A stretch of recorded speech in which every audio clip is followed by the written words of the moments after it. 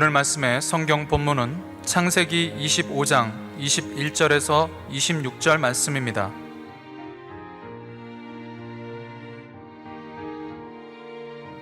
이삭이 그 아내가 잉태하지 못하므로 그를 위하여 여호와께 간구하매 여호와께서 그 간구를 들으셨으므로 그 아내 리브가가 잉태하였더니 아이들이 그의 태 속에서 서로 싸우는지라.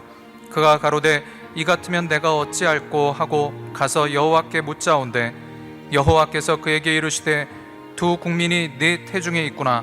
두 민족이 네 복중에서부터 나누이리라.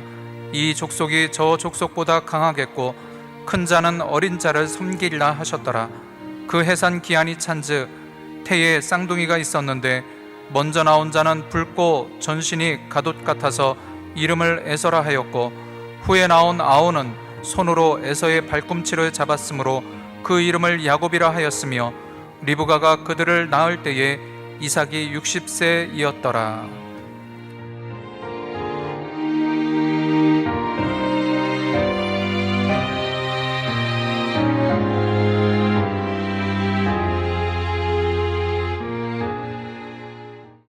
왜 사느냐?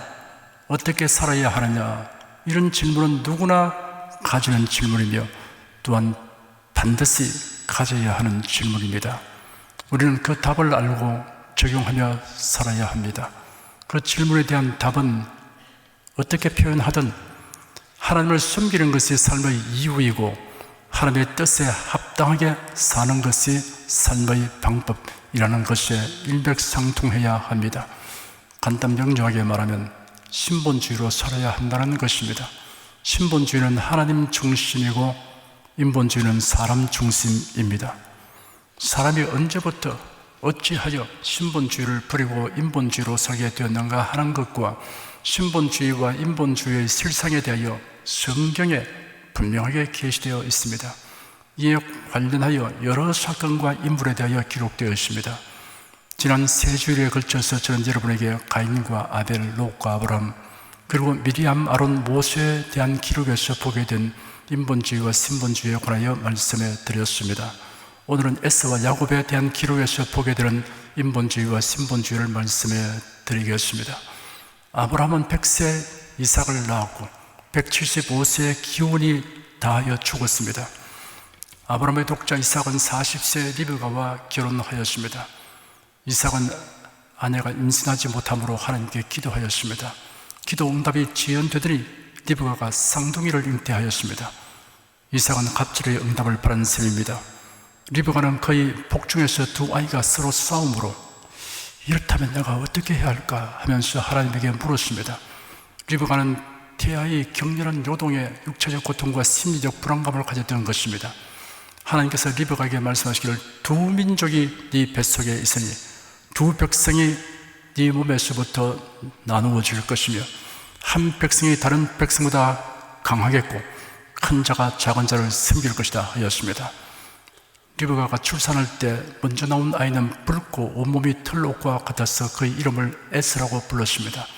그 후에 그의 아우가 나왔는데 그의 손은 에스의 발꿈치를 잡고 있었으므로 그 아이의 이름을 야곱이라고 불렀습니다. 이때 이삭의 나이는 60세였습니다. 야곱의 후손인 유대인들은 그 조상의 이름이 의미하는 것처럼 움켜쥐는 능력이 탁월합니다. 역사상 정치, 경제, 과학 등 여러 분야에서 두각을 나타내며 중요한 위치를 손에 넣었습니다. 그 아이들이 자라서 에서는 사냥할 줄 아는 들 사람이 되었고 야곱은 장막에서 지내는 조용한 사람이 되었습니다. 아버지는 에서가 사냥한 것을 좋아하였으므로 에서를 사랑하였고 어머니는 야곱을 사랑하였습니다. 자식이 여럿 있으면 그 중에서 더 정이 가는 자식이 있을 수 있지만 그러나 노골적으로 표현하는 것은 지혜롭지 못합니다. 에서는 외향적이고 야성적이며 자유분방한 성격의 소유자였습니다. 야곱은 조용하고 차분하게 행하며 사색하고 연구하는 일을 좋아하였습니다. 경건한 생활을 좋아했으니 조부 아브라함에게 가서 조상들의 이야기 듣기를 즐거워했을 것입니다. 야곱이 15세 때까지 아브라함이 생존했습니다. 외향적 성격과 내향적 성격은 모두 장단점이 있습니다. 외향적 성격은 모험을 즐깁니다. 군인, 정치인, 모험가에게 적절한 기질입니다. 내향적 성격은 사색을 즐깁니다. 예술가, 문학가, 과학자에게 적절한 기질입니다. 하루는 에서가 사냥을 하고 돌아올 때 야곱이 팥죽을 끓이고 있었습니다. 우연의 일치였는지 아니면 야곱이 의도를 가지고 에서가 사냥을 마치고 돌아올 시간을 예상하여 팥죽을 끓인 것인지 확실치 않습니다. 다만 이어서 진행되는 일을 본다면 의도성이 있었다고 추리해도 무리가 없을 것입니다. 사냥하는데 많은 체력을 소모한 에서는 심한 허기를 느꼈습니다. 그러니 동생 야곱이 끓인 팥죽을 보고 그 냄새를 맡은 에서가 지나칠 리 없습니다. 에서가 야곱에게 말하기를, 동생아, 네가 때맞춰 팥죽을 끓이고 있구나. 내가 피곤하니 그 붉은 것을 조금 먹게 하여라 하였습니다. 야곱이 말했습니다. 공짜로는 안 돼요. 그렇게 먹고 싶으면 형의 장자권을 내게 파시오. 그래, 알았다. 내가 배고파 죽을 징했는데 그까지 장자권이 내게 무슨 소용이 있겠느냐. 어서 팥죽이나 다오. 드리겠습니다. 그러나 먹은 후에 모른다고 시침을 떼면 안 되니 오늘 내게 맹세하시오 하니 에서가 맹세하였습니다. 성경에 기록되기를 야곱이 떡과 팥죽을 에서에게 주니 에서가 먹고 마시고 일어나서 갔으니 에서가 장자의 명분을 경홀히 여김이었더라 하였습니다. 장자의 명분이란 장자의 권리를 말합니다. 당시 사회에서 장자권은 가정의 대표권과 재산 행사권을 승계발할 수 있는 중요한 권리였습니다. 또한 남은 가족에 대한 책임을 의미하는 것으로서 장자는 어머니를 돌아갔을 때까지 복양해야 했으며 누이들이 결혼할 때까지 그들을 보살펴야만 했습니다. 그리고 이러한 장자권은 장자가 중대한 잘못을 저질렀을 경우 상실될 수 있었으며 장자 스스로 다른 형제에게 팔 수 있었습니다. 아브라함의 자손에게 있어서는 장자의 명분은 가나안 땅과 함께 여호와의 언약적 관계를 장래 소유하는 것이 포함된 것이었습니다. 야곱은 이것을 알았으며 또한 그것이 그로 하여금 장자의 복을 사모하게 하였습니다. 에서도 그것을 알았으나 그것을 가치 있게 여기지 않았습니다. 에서는 그것들이 자신이 생각하기에 물질적인 것이 아니라 영적인 성질의 것이므로 별로 가치 있는 것이라고 생각지 않았던 것입니다. 이 사실은 에서가 야곱에게 내가 배고파 죽을 징이니 이 장자의 명분이 내게 무엇이 유익하리요? 라고 말한 것을 보아 알 수 있습니다. 그에게 가치 있는 것은 현재의 육신의 소욕을 충족하게 하는 것이었습니다. 장래의 영적인 복의 가치를 알지 못했습니다. 에서는 목전의 이익과 육신의 욕망을 만족시키는 것에 몰두함으로 망령된 자가 되었습니다. 장자의 명분을 소유하려고 하는 야곱의 욕망은 신령한 욕망이었습니다. 그러나 야곱이 형의 절박한 상태를 이용하여 간교한 방법으로 장자의 명분을 흥정한 것은 옳지 못한 행위입니다.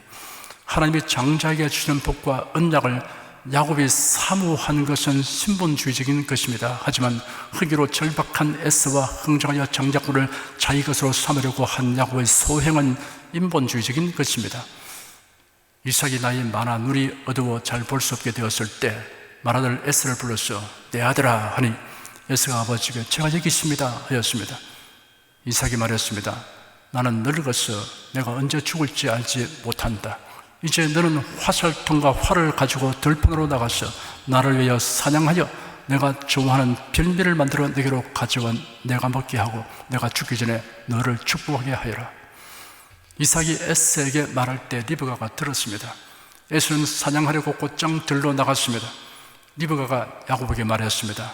네 부친이 네 형 에서에게 말씀하신 것을 내가 들으니 나를 위하여 사냥하여 내가 좋아하는 별미를 만들어 내게로 가져와 내가 먹게 하고 내가 죽기 전에 너를 축복하게 하라 하셨다. 이제 내 아들아, 내가 네게 지시하는 말을 들으라. 너는 가축대가 있는 곳으로 가서 거기서 좋은 새끼 염소 2마리를 내게로 가져오너라. 내가 그것들로 네 아버지를 위하여 그가 좋아하시는 별미를 만들 것이니 네가 그것을 네 아버지께 갖다 드리면 그가 잡수시고 너를 축복하실 것이다. 야곱이 어머니 리브가에게 말하기를 어머니 생각해 보십시오. 형 에서는 털이 많은 사람이고 저는 매끈한 사람입니다. 만일 아버지께서 저를 만지시면 저는 그의 눈에 속이는 자가 될 것이며 제가 축복이 아니라 저주를 받을 것입니다 하였습니다. 어머니가 그에게 말하기를 내 아들아, 너의 저주는 내가 받겠다. 오직 너는 내 말을 듣고 가서 나에게 가져오너라 하였습니다. 그래야 야곱이 가서 염소 새끼를 잡아 어머니에게 가져오니 이삭이 좋아하는 별미를 만들었습니다. 리브가는 이삭이 좋아하는 별미를 잘 알고 있었습니다. 이런 당연한 일입니다.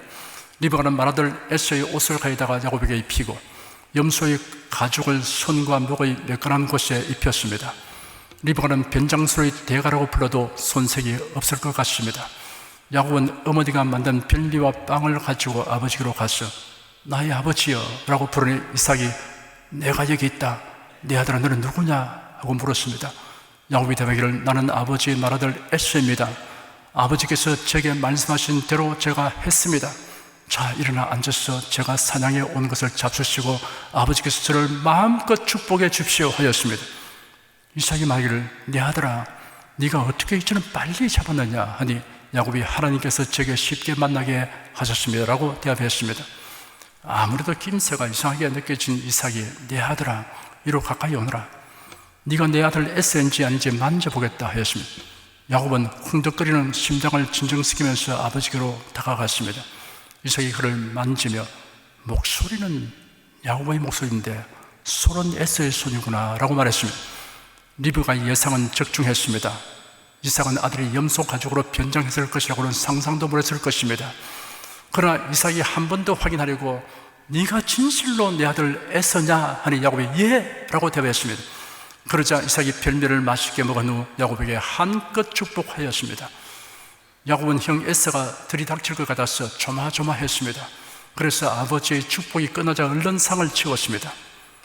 야곱이 축복받기를 사모하는 것은 신분주의적인 것입니다. 그러나 간교하게 아버지를 속여 에서가 받을 축복을 가로챈 것은 인본주의적인 행위입니다. 잠시 후 에서가 사냥에서 돌아왔습니다. 에서도 별미를 만들어 아버지께로 가지고 가서 말했습니다. 내 아버지여 일어나서 이 아들이 사냥한 것을 잡수시고 마음껏 저를 축복해 주십시오. 아버지가 그에게 너는 누구냐 물었습니다. 저는 아버지의 아들 곧 아버지의 맏아들 에서입니다 라고 대답하니 이삭은 심히 떨면서 말하기를 그렇다면 사냥한 것을 내게 가져온 것은 누구냐? 네가 오기 전에 내가 다 먹고 그를 축복해 주었으니 그가 반드시 복을 받을 것이다 하였습니다. 에서가 그의 아버지의 말을 듣고 큰 소리로 비통하게 부르짖으며 아버지 저를 축복해 주십시오. 제게도 그렇게 해 주십시오 라고 말하니 이삭이 말하기를 네 아우가 속임스러워서 네 복을 빼앗았구나 하였습니다. 에서가 말하기를 그래서 그의 이름을 야곱이라고 부른 것이 아닙니까? 그가 이번에 두 번째로 저를 속였습니다. 전에는 그가 장자권을 빼앗았고 이제는 제 복을 빼앗아 갔습니다 하였습니다. 에서의 말이 반은 맞고 반은 틀렸습니다. 지난번 팥죽 사건은 형을 속여 장자권을 빼앗아 간 것이 아니었습니다. 형이 배고파 함으로 팥죽으로 흥정하여 형이 장자권을 동생에게 넘겨주기로 맹세하게 하였던 것입니다. 에서는 아버지께 애원했습니다. 아버지께서는 저를 위하여 복을 남기지 아니하셨습니까? 그러자 이삭이 에서에게 대답했습니다. 부하라, 내가 그를 너희 주로 세우고 그의 모든 형제들을 그에게 종으로 주었으며 또 곡식과 포도주를 그에게 제공하였다. 그러므로 내 아들아, 내가 지금 너를 위해 무슨 일을 할 수 있겠는가? 에서가 아버지께 말하기를 아버지의 복이 하나뿐입니까? 아버지 저를 축복해 주십시오. 저에게도 축복해 주십시오 라고 목소리를 높여 울었습니다. 히브리서 12장에 기록되기를 음식 한 그릇에 자신의 장자권을 팔아버린 에서와 같이 망령된 자가 없도록 하라. 너희가 아는 대로 후에 그가 축복을 유업으로 받으려고 하였으나 거절을 당하였으며 눈물로 축복을 갈망하였으나 회개할 기회를 얻지 못하였더라 하였습니다. 에서는 자기의 의지로 결정하여 장자권을 야곱에게 이미 넘겨주었습니다. 그런 아버지에게 제가 장자권을 야곱에게 넘겨주었으니 저는 장자에게 주는 축복을 받을 권한이 없습니다 라고 솔직하게 말했어야 합니다. 그런데도 아버지로부터 장자의 축복을 다 받으려고 한 것은 인본주의적인 행위입니다. 야곱의 소행에 대해 에서는 분노 막심하여 말하기를 아버지가 세상 떠날 날이 가까우니 그때 내가 내 아우 야곱을 죽이겠다 하였습니다. 이 말을 리브가가 들었습니다. 리브가는 야곱을 불러서 당부하였습니다. 네 형 에서가 너를 죽여 자신의 원한을 풀려고 하니 내 아들아, 이제 내 말을 듣고 일어나 하란에 있는 내 오라버니 라반에게로 도망하여 네 형의 노염이 풀리기까지 며칠 동안 머물러라. 너에 대한 네 형의 분노가 풀려서 네가 그에게 행한 것을 잊어버리면 내가 사람을 보내어 너를 거기서 데려오겠다. 어찌 너희 둘을 하루에 이룰 수 있겠느냐? 리브가는 생각하기를 에서가 지금은 분을 사귀지 못하여 위협적인 말을 하지만 멀리 도망한 야곱을 생각하면 그 분노가 며칠 가지 않아서 풀리게 될 것으로 판단했습니다. 그러므로 야곱에게 도망하여 네 형의 노염이 풀리기까지 며칠 동안 머물러라고 말했습니다. 그러나 야곱이 다시 돌아오기까지는 20년이 더 걸렸습니다. 리브가는 야곱에 대한 편애가 지나쳐서 야곱이 아버지로부터 장자의 축복을 받도록 꾀를 낸 결과로 에서의 마음에 원한을 갖게 하였고, 한편으로는 사랑하는 아들 야곱을 멀고 낯선 곳으로 떠나 보내야만 했습니다. 브엘세바에서 하란까지는 직선 거리로 800km이니 2000리 이상이 되었습니다. 이는 리브가가 인본주의적으로 처신함으로 자업자득하는 것입니다. 리브가는 에서와 야곱이 자기 복중에 있을 때 하나님이 말씀하시기를 두 민족이 네 뱃속에 있으니 두 백성이 네 몸에서부터 나누어질 것이며 한 백성이 다른 백성보다 강하겠고 큰 자가 작은 자를 섬길 것이다 라는 메시지를 받았습니다. 리브가는 자신의 방법으로 하나님의 뜻을 이루려고 서둘러 나섰습니다. 이런 것이 자기 중심인 인본주의에서 나오는 행동입니다. 리브가가 남편 이삭에게 내가 헷 사람의 딸들 때문에 살기 싫어졌는데 만일 야곱이 헷 사람의 딸들 중에서 아내를 데려온다면 사는 것이 내게 무슨 즐거움이 있겠습니까? 라고 말하여 야곱을 하란으로 보내는 것을 허락받았습니다. 이삭이 야곱을 불러 축복하고 명하기를 너는 가나안의 딸들 중에서 아내를 데려오지 말고 밧단 아람으로 가서 네 외삼촌 라반의 딸 중에서 네 아내를 얻으라 하였습니다. 이를 본 에서는 가나안 사람의 딸들이 그의 아버지 이삭의 눈에 들지 않는다는 것을 알고 아브라함이 여종 하갈에게서 낳은 아들 이스마엘의 딸을 아내로 삼았습니다. 거기는 이미 가나안 사람 아내들이 있었습니다. 에서는 서슴없이 자기 중심으로 판단하고 행동하였습니다. 에서는 신본주의에 대한 개념이 없는 자로 보입니다. 야곱이 벌사바에서 하란으로 향하여 가다가 해가 산으로 기울게 되자 한 곳에서 유축하려고 돌을 베개에 삼고 그 자리에 누워 자다가 꿈을 꾸었습니다. 사닥다리가 땅 위에 섰는데 그 꼭대기가 하늘에 닿았고 하나님의 천사들이 그 위에 오르내리고 있었습니다. 하나님께서 그 위에 서서 말씀하셨습니다. 나는 여호와 곧 너희 조부 아브라함의 하나님이여 이삭의 하나님이다. 네가 누워 있는 그 땅을 내가 너와 네 후손에게 주겠다. 너희 후손이 땅의 티끌같이 되었어 동서남북으로 퍼질 것이며 땅의 모든 족속들이 너와 내 후손을 통하여 복을 받을 것이다. 내가 너와 함께 있어서 네가 어디로 가든지 너를 지켜주겠고 너를 이 땅으로 돌아오게 하겠으며 내가 네게 말한 것을 이루기까지 참으로 내가 너를 떠나지 않겠다. 잠을 깬 야곱이 감격하여 말하기를 과연 여호와께서 이곳에 계시는데 내가 알지 못했구나 하였습니다. 이때 야곱은 여호와를 잘 섬기겠다고 서원했습니다. 드디어 하란에 도착한 야곱은 외삼촌의 환영을 받았습니다. 한 달을 지낸 후 라반이 말하기를 네가 나의 형제라고 했어 어찌 그저 내 일을 하게 되냐. 네 삭스로 무엇을 원하는지 내게 말하여라 하였습니다. 외삼촌에게는 두 딸이 있었는데 작은 딸의 이름은 라헬이었습니다. 야곱이 라헬을 사랑하였으므로 제가 외삼촌의 작은 딸 라헬을 위하여 외삼촌을 7년 동안 섬기겠습니다 하였습니다. 야곱이 라헬을 사랑하기 때문에 7년이 그에게는 며칠과 같았습니다. 7년이 차서 결혼잔치가 끝난 후 저녁이 되어 라반은 그의 맏딸 레아를 데려다가 야곱에게로 몰래 들여 보냈습니다.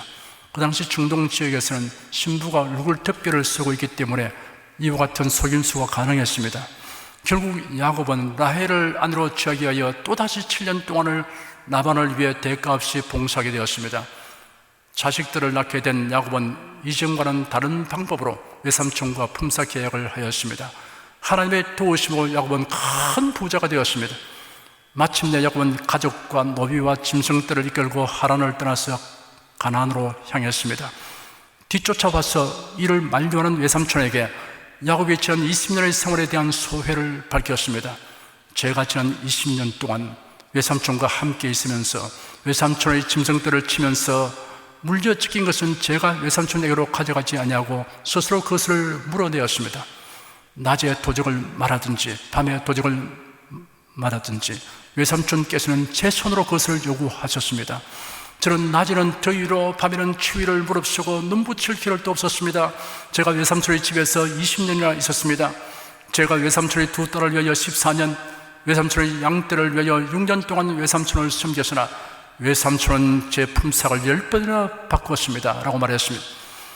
야곱은 고향으로 가는 길목인 세일 땅에 거하는 형 에서와의 대면을 두려워했습니다. 야곱이 가까이 왔다는 소식을 들은 형 에서가 400명을 거느리고 온다는 정보를 입수한 야곱은 두려움이 극에 달하였습니다. 그래서 그는 에서에게 보내는 선물로 2떼의 짐승을 앞서 보냈습니다. 그래도 안심이 되지 않았어 짐승떼와 노비들과 가족들을 앞서 보내고 홀로 야복나루에 머물러 있었습니다. 그리고 앞을 응시했습니다. 만일 에서가 공격적으로 나오면 자기 혼자라도 도망갈 생각이었습니다. 이런 이기적 생각과 행동이 인본주의적인 것입니다. 그런데 날이 점점 어두워졌습니다. 더 이상 앞에서 무슨 일이 난 것을 알 수 없게 되었습니다. 그런 초조하고 불안한 마음을 억제할 수 없었습니다. 그때 누군가 야곱을 끌어안았습니다. 소스라치게 놀란 야곱은 이를 뿌리치려 했으나 역부족이었습니다. 그 순간 야곱은 그 사람이 보통 사람이 아니라 하나님의 사자라고 깨달아졌습니다. 그러자 도리어 힘을 다하여 그를 붙잡고 축복해 주기를 간구했습니다. 새벽까지 그와 씨름하였습니다. 그가 야곱의 엉덩이뼈를 쳤으므로 야곱의 엉덩이뼈가 탈굴되었습니다. 그가 말하기를 동이 터니 나를 보내라 하니 야곱이 저를 축복하지 않으면 보내주지 않겠습니다 라고 말했습니다. 야곱은 당면한 문제를 자신의 깨와 힘으로만 해결하려고 하던 것을 포기했습니다. 하나님의 은혜와 복을 받는 것이 우선되어야 한다는 것을 새삼스럽게 깨달았습니다. 그가 야곱에게 묻기를 네 이름이 무엇이냐 하니 야곱입니다 라고 대답했습니다. 그가 말하기를 내 이름을 더 이상 야곱이라고 부르지 않고 이스라엘이라고 부를 것이니 네가 하나님과 겨루어 이기기 때문이다 하였습니다. 야곱이 주 이름을 알려주십시오 라고 요청하자 무엇 때문에 내 이름을 묻느냐 하고 거기서 야곱을 축복하였습니다.